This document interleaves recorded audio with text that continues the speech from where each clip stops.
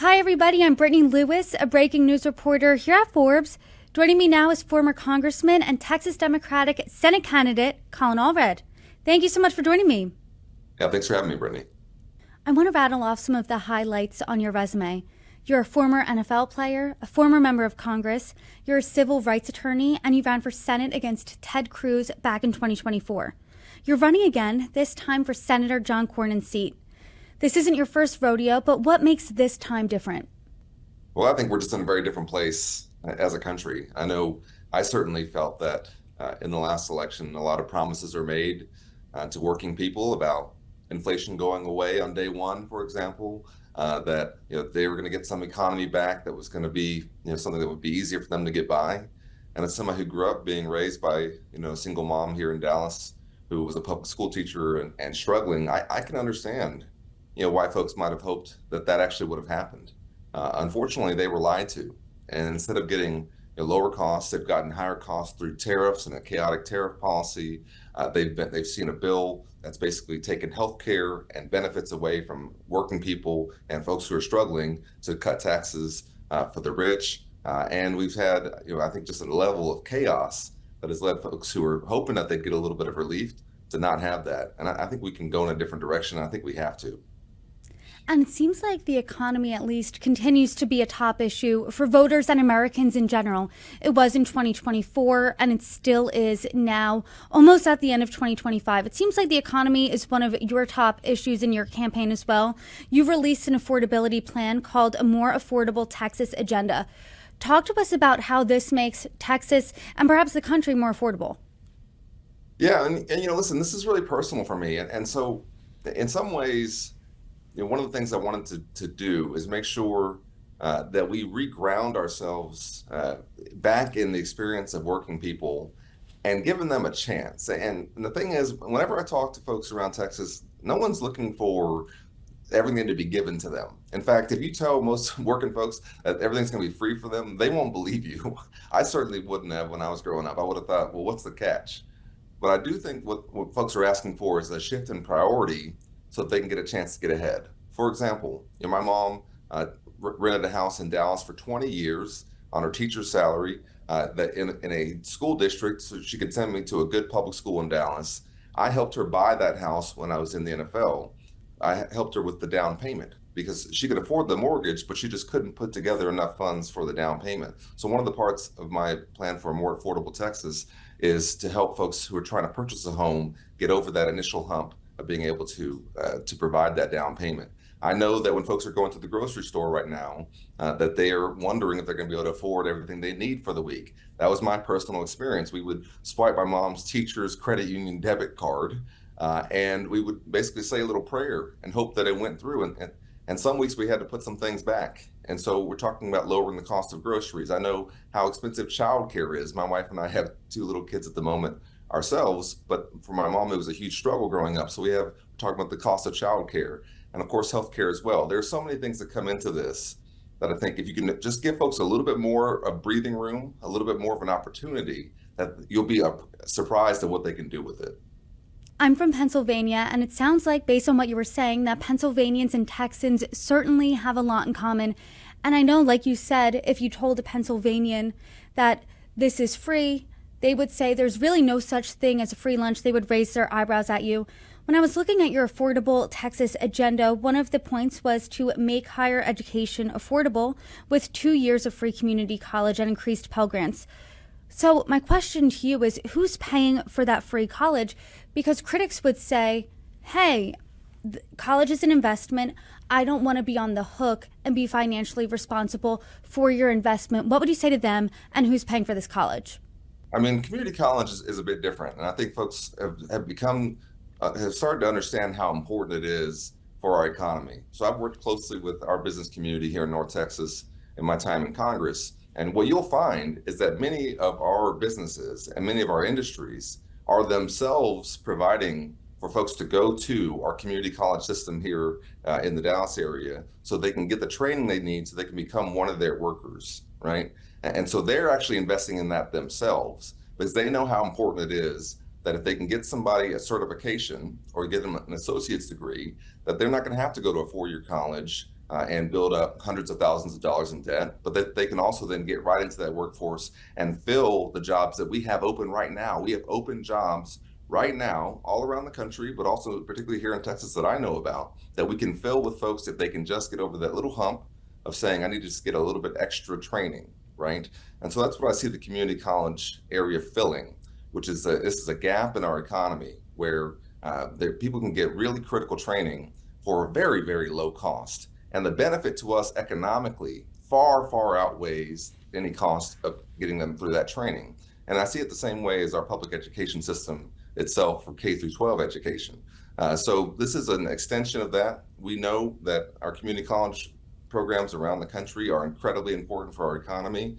But again, it's more about making sure that you have the opportunity to do it, that if you graduate, you can show that you're going to use that degree to get into work, that we can then help you with the cost of it. It's really not a free lunch. It's showing that if you do the work, we'll support you in getting into what you need. One of your other points in your agenda for the economy here is to repeal Trump's tariff tax. How exactly would you do that?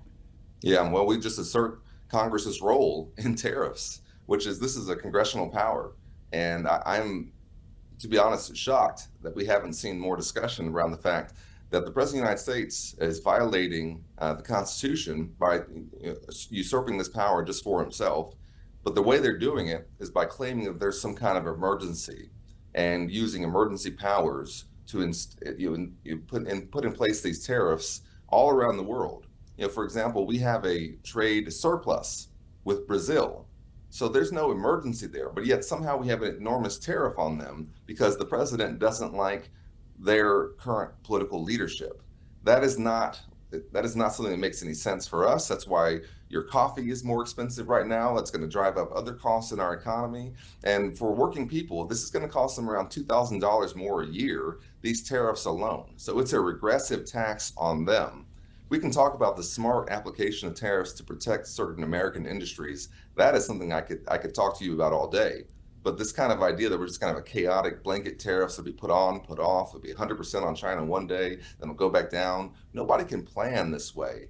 And I think there's a reason why the founders put this power in the hands of Congress and not just in the president, because this is what it can be used to do if it were just in the hands of somebody who would use it this way. I do now want to turn to another issue facing Texas, and it's immigration and the border.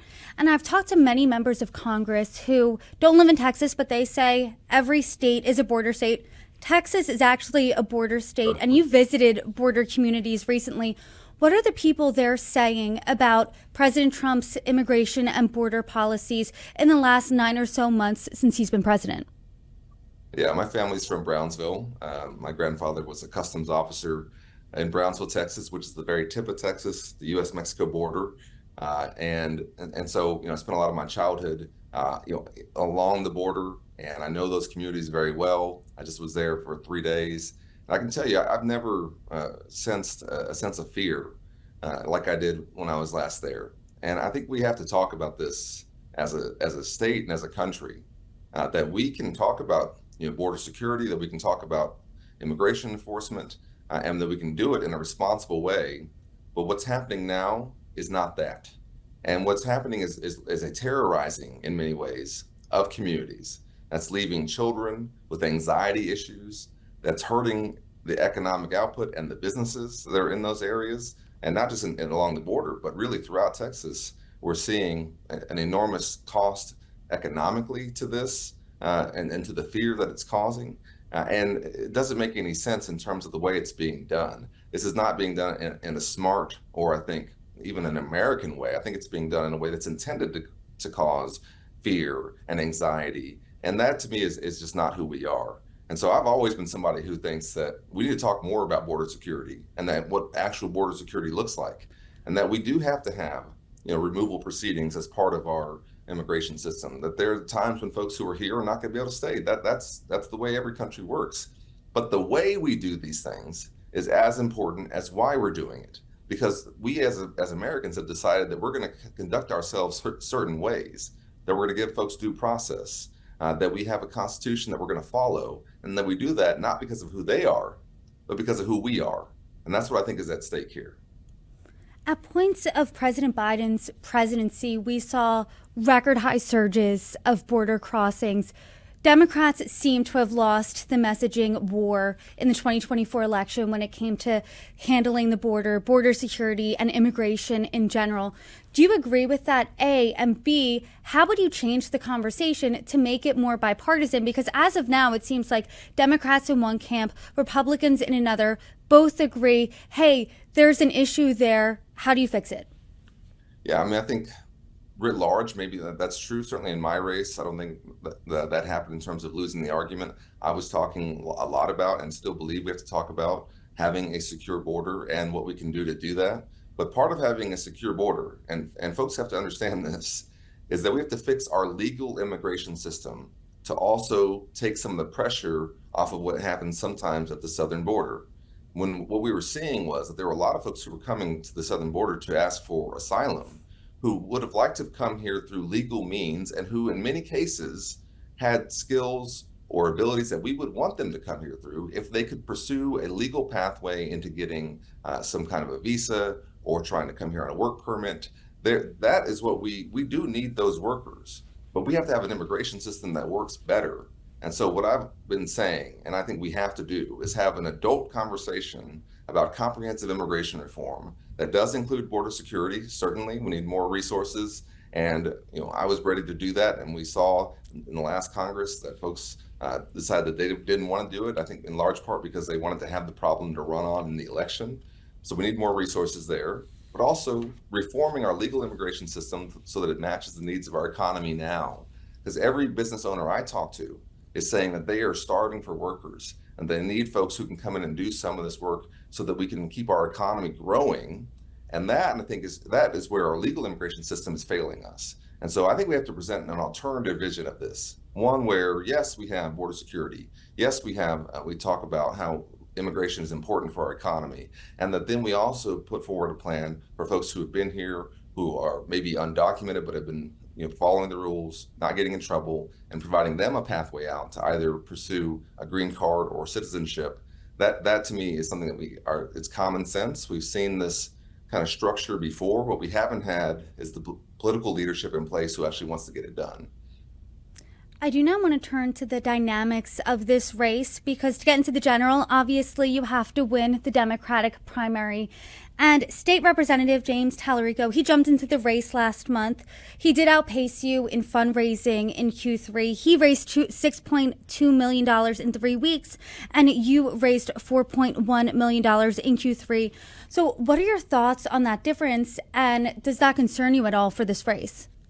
Listen, I'm really proud of the support that we had, and that we had 100,000 different contributors giving $32 a pop. I mean, that's folks who are giving what they can, and I appreciate that. And listen, I've been in races where we know what we need to do in terms of being able to talk about my plan for us as a state, and folks know me. We have built that relationship. What we need to do now, though, I think, is drive home some of these important distinctions for folks, because listen, I'm not new to this. I'm somebody who understands what it's going to take to win this election, and also have a story to tell about who we are as a state, and I think as a people, because when you grew up the way I did, and you understand that folks who look like me and who come from where I come from usually don't get to do the things that you listed off that I've done, that you also learn some lessons about what it's going to take for us to provide those opportunities to others.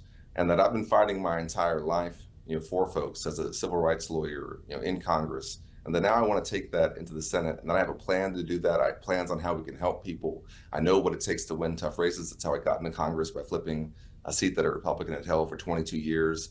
And so that's what I want to make sure we keep the focus on, is that I will beat Ken Paxton, I will beat John Cornyn, and I will give our state somebody who will represent all 30 million of us. What do you think the key is then to flipping a seat? Because you flipped a seat in Congress, but Texas is solidly red when it comes to the Senate seats. The last time Texas had a Democrat in the Senate was over 30 years ago. Democrats pour historic amounts of money into these races, but Republicans keep winning at least the Senate race. What's the secret sauce here? How do you flip that seat, A? And B, is Texas flippable? Well, listen, we are a huge state. There's 30 million of us. So any race here is expensive. Okay. And when you have, we're 3 times the size of Michigan. And so it's always going to be a big state, and everything's bigger in Texas, including our campaigns. I think what we're looking at right now is that folks are looking for somebody who's going to fight for them. And I really think we've gotten past this point where it's just, if you're a Republican, that you have to win. And I think that what we've seen is that we have folks who are incredibly corrupt, incredibly weak, who are running on the Republican side, who cannot represent us and who will not fight for us. And when I talk to Texans, it's becoming very clear, I think, that we need somebody who actually will put us first. And so part of that is, making sure that as we talk about these issues, that we understand that there's going to be some disagreements among Texans, in terms of how we can approach this. But that if we can make sure folks know that I'm going to have Texas first in my consideration, and that whether it's whatever the issue is, that I'm going to try and do what's best for us first and foremost. I think that's not only how we win the election, I think it's actually how we represent a state like mine. And that's how I represent the district that I came from. It was one that was drawn for a Republican. He had been there for 22 years, and it was supposed to be his seat probably for life.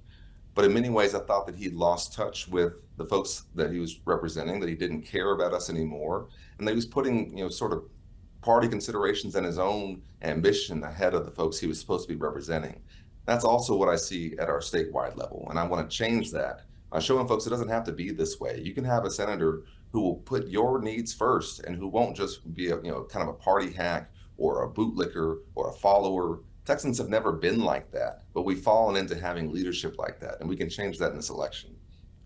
We've seen races in Texas time and time again get national attention, whether it be the governor's race, various Senate races, this race in particular. The Republican side, that is heating up. That seems to be a contentious primary there with incumbent Senator John Cornyn, Texas Attorney General Ken Paxton, Republican Congressman Wesley Hunt also recently threw his hat in the ring. If you're facing off one of them in the general election, who do you want it to be?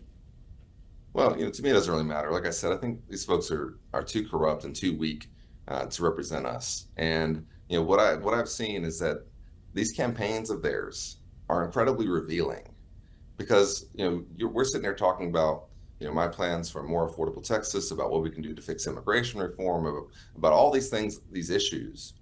On their side, the discussion is only about one thing, which is who can be the biggest bootlicker to Donald Trump. And let's just be very clear about that. I mean, I find it to be kind of almost laughable at this point, to where it's like, well, what about the 30 million Texans that you're running to represent? I understand that you really are a big fan of one guy, but you're running for a 6-year term in which only 2 more years of that term would even be with this president.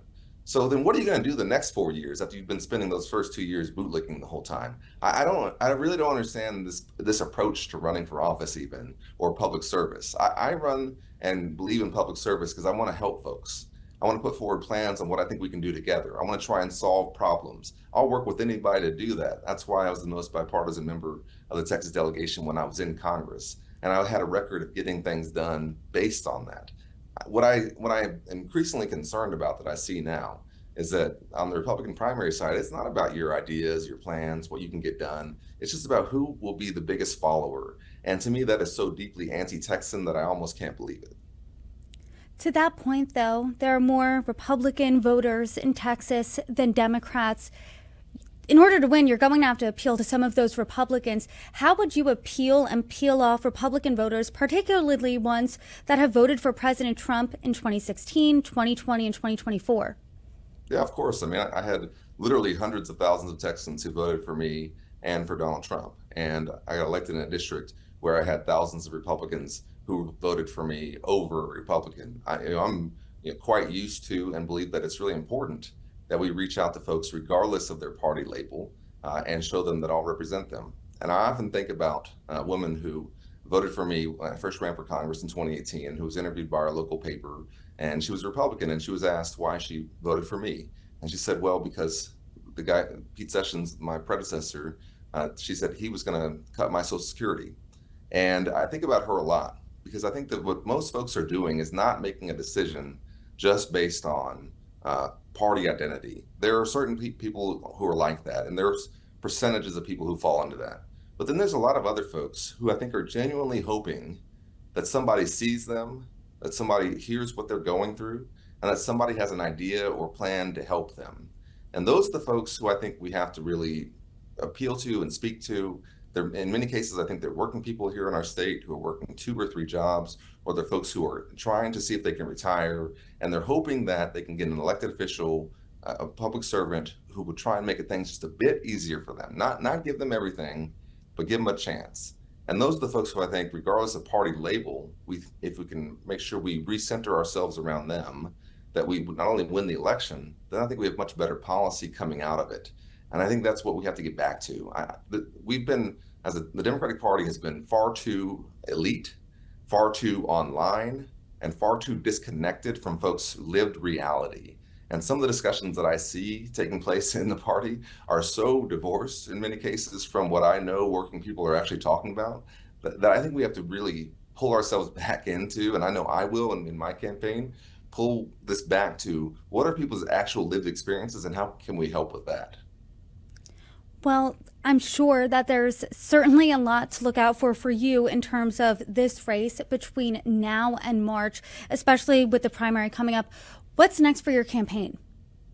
Well, we're going to continue to keep going everywhere around the state. I've really been enjoying that. But one of the things I've been doing that I probably most enjoy is trying to find ways to get around some of the traditional political events that are great. Don't get me wrong, I enjoy doing some of them in terms of town halls and stuff like that. I love taking questions for 2 hours. But I often think about folks like my mom, who was working 2 jobs and who couldn't go to an event in the evening for 3 hours because she had to watch me. And so I'm always trying to think, how can we get to these folks? And so I've been going to construction sites, working in restaurants, working on construction sites, was bartending last week, going to high school football games and talking to folks in the stands about what's going on in their kids' lives, how they're feeling about things that are going on in the country, having, I think, the most authentic conversations that, I certainly have had in a campaign about just reality, where folks are, instead of always asking them to come to us. And I really have been enjoying that, both because it's a reminder for me of the way I grew up, of sort of the decency of hardworking people, of how grounded they are, how realistic they are, and how I think also they're looking for leadership to make sure that their kids can have a better future than they've had. And I think that's what we're all really looking for.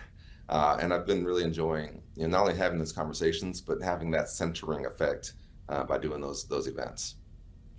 Congressman Allred, I appreciate the time today. You are welcome back anytime. Best of luck to you. Thanks for joining me. Yeah, thanks for having me. I appreciate it.